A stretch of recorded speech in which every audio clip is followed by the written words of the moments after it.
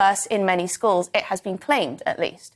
A YouGov poll of teachers by the early years charity Kindred Squared recently found that the proportion of pupils starting in reception who weren't ready for school had risen to 46% in 2020, up from 35% the previous year. Joining me now is Conservative commentator, former teacher and GBNews contributor and fan favourite Calvin Robinson. Thank you so much for joining me today.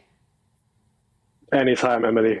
Really nice to have you on. So what on earth, you've been a teacher, what on earth is going wrong here? Is this lazy, negligent parents? Is this the lockdown, meaning that young kids aren't able to talk in the same way as they used to because they're simply haven't had that interaction in the last 2 years? What do you think is going on? There's a lot going on here, but we've seen this, it's been progressive for years and years. For a long time, people have been saying, how come kids are leaving school without being able to read and write? And what it's actually done is there's been a shift, a cultural shift from parenthood to statehood, from the child belonging to the parents and being the responsibility of the parents to belonging and being the responsibility of the state. There's an expectation now that it's the school's job to educate a child. Now, a school is supposed to be supplemental. It's supposed to support the parent. It's the parent's job. It's the parent's right and responsibility to educate a child. And we've forgotten that somehow. And I think a lot of this actually stems from neo-Marxism, because we know that the old Marxist methodology of breaking down our way of life, our institutions, on our society is to start with the family unit and destroy the family unit.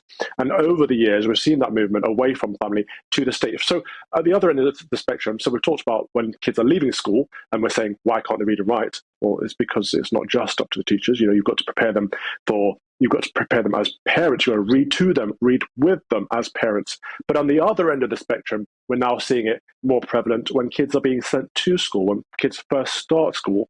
You know, you mentioned that a lot of kids don't know how to use a toilet. And, you know, I've talked to some people that I consider close, and they've said, well, you know, my kid is going to get nappy trained soon because they're off to reception or they're off to nursery school. I'm like, what do you mean? That's your job to... No, the schools do that. You know, it's part of their... No, it's not whether they do it or not. It's whether they should be doing it or not. Schools should not be teaching your children to use the toilet. That is a parent's job.